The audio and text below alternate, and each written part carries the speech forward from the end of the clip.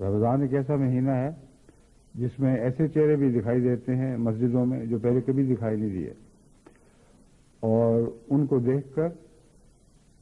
دل میں کسی قسم کی تحقیر کے جذبے نہیں پیدا ہوتے، کیونکہ اگر کوئی انسان ان چہروں کو دیکھے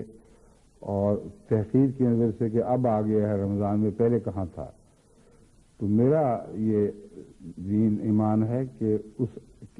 ایسی نظر سے دیکھنے والے کی اپنی باتیں بھی سب باطل ہو جائیں گی اور ضائع ہو جائیں گی، کیونکہ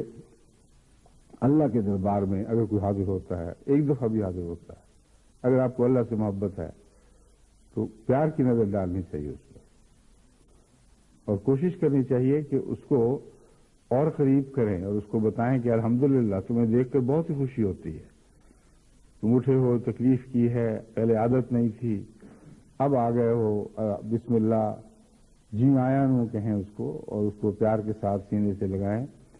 تاکہ آپ کے ذریعے سے اور آپ کے اخلاص کے اظہار کے ذریعے سے وہ ہمیشہ کے لیے خدا کا ہو جائے۔